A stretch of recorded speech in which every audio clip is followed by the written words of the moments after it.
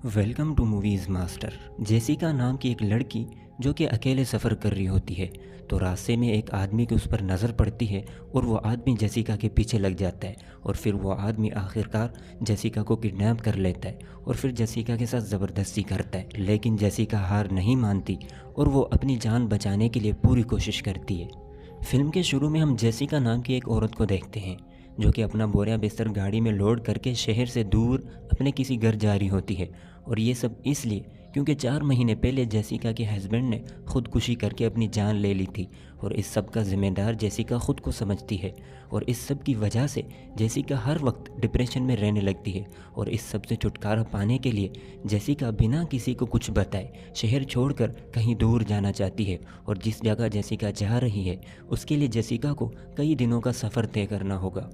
और फिर सफ़र के दौरान अचानक एक काली गाड़ी जेसिका का रास्ता रोकती है जिसकी वजह से जेसिका डर जाती है और फिर जेसिका अपनी गाड़ी की स्पीड बढ़ाकर उसे ओवरटेक करती है और ये करते हुए जेसिका का एक्सीडेंट होते होते रह जाता है और जेसिका मरते मरते बचती है।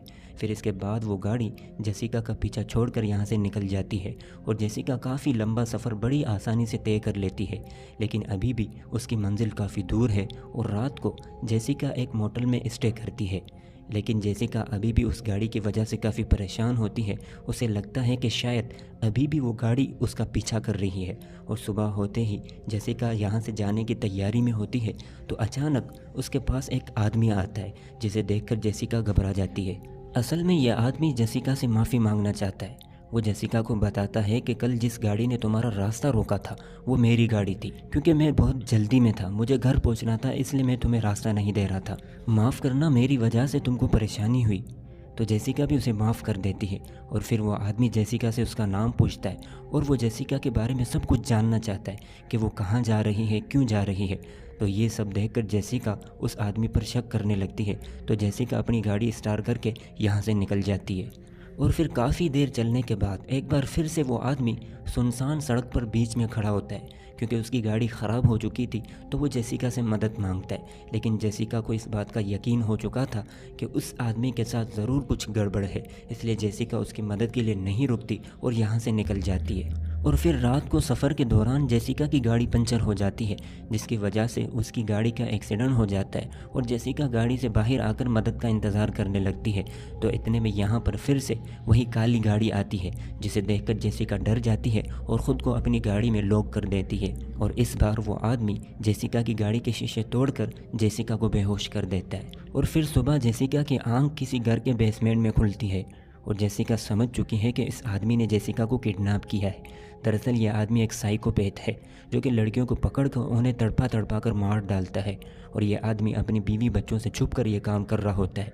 ये बिज़नेस ट्रिप के नाम पर यहाँ आकर इस तरह के काम करता है और ये सब करने में इसे मज़ा आता है। और जेसिका से पहले न जाने इसने कितनी लड़कियों के साथ ये सब कुछ किया है। और फिर रात के वक्त यह आदमी जेसिका के पास आता है। जेसिका उसके सामने गिड़गिड़ाती है, उसे पैसों का लालच भी देती है, लेकिन यह आदमी नहीं मानता और जेसिका के साथ ज़बरदस्ती करके यहाँ से चला जाता है। और फिर सुबह होते ही जेसिका जैसे तैसे करके यहाँ से भागने में कामयाब हो जाती है और ये आदमी भी जेसिका के पीछे होता है।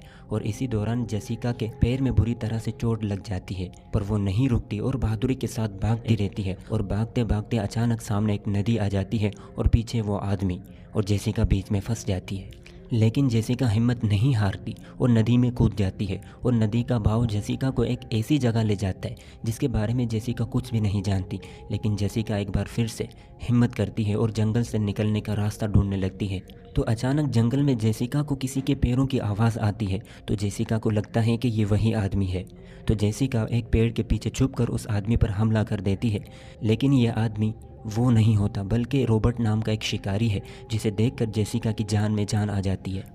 और जेसिका उसे अपने बारे में सब कुछ बता देती है कि उसके साथ क्या हो रहा है। तो रॉबर्ट जेसिका की मदद करता है, उसे अपनी गाड़ी में बिठाकर यहाँ से ले जाने लगता है। लेकिन रास्ते में एक और रुकावट आ जाती है जिसे हटाने के लिए ये लोग गाड़ी से उतरते हैं। तो इतने में वो आदमी भी यहाँ पर आ जाता है और ये आदमी रॉबर्ट को कहता है कि जेसिका मेरी बहन है, इसकी दिमागी हालत ठीक नहीं है, ये बार बार यूँ घर से भाग जाती है और हमें पुलिस को फ़ोन करना पड़ता है। तो जेसिका कहती है कि नहीं, ये मेरा कुछ नहीं लगता, ये मुझे मारना चाहता है। तो रॉबर्ट परेशान हो जाता है कि किसकी बात पर यकीन करे। तो जेसिका रोबोट को कहती है कि तुम इसका फ़ोन चेक करो कि इसने पुलिस को फ़ोन किया है या नहीं। तो वो आदमी इतने में रोबोट पर हमला करके उसे मार देता है और जेसिका अपनी जान बचाने के लिए एक बार फिर से भागने लगती है और भागते भागते रात हो जाती है और ये आदमी भी गन लेकर जेसिका के पीछे होता है और वो जेसिका पर फायर भी करता है, जिसकी वजह से जेसिका ज़ख्मी हो जाती है। लेकिन वो आदमी जेसिका को ढूंढ नहीं पाता, इसलिए वो वापस घर चला जाता है। और सुबह जब जेसिका की हालत कुछ बेहतर होती है तो बीच जंगल में जेसिका को दोबारा वही काली गाड़ी दिखती है और वो आदमी रोबोट की बॉडी को दफनाने में मसरूफ़ होता है। तो जेसिका मौके का फ़ायदा उठाकर उसकी गाड़ी के अंदर जाती है और गाड़ी की चाबियाँ ढूंढने लगती है, लेकिन उसे चाबियां नहीं मिलती और वो आदमी भी गाड़ी की तरफ आने लगता है। तो जेसिका उसका फ़ोन उठाकर गाड़ी के पीछे छुप जाती है और पुलिस को मैसेज करके अपनी लोकेशन ट्रेस करने को कहती है। और जब उस आदमी को शक होने लगता है तो इससे पहले कि वो जेसिका को देखता, जेसिका एक टूल से उसके चेहरे पर बुरी तरह से हमला कर देती है, जिसकी वजह से गाड़ी का बुरी तरह से एक्सीडेंट हो जाता है और जेसिका गाड़ी से निकलकर दूसरी तरफ जाने लगती है। और फिर जेसिका ये सब कुछ ख़त्म करना चाहती है।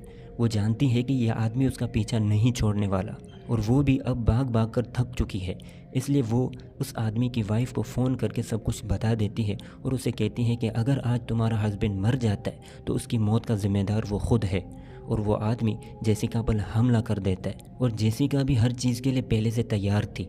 और फिर जेसिका भी उस आदमी का मुकाबला करती है और आखिरकार जेसिका वही टूल उस आदमी के पेट में घुसा देती है और उसकी वहीं पर मौत हो जाती है और जेसिका की जान बच जाती है। और जेसिका ने हिम्मत नहीं हारी और वो लड़ती रही और फिर आखिर में जीत जेसिका की हुई। और इसी के साथ ये मूवी यहीं पर ख़त्म होती है। अगर ये वीडियो अच्छी लगी हो तो लाइक और कमेंट ज़रूर कर दीजिएगा।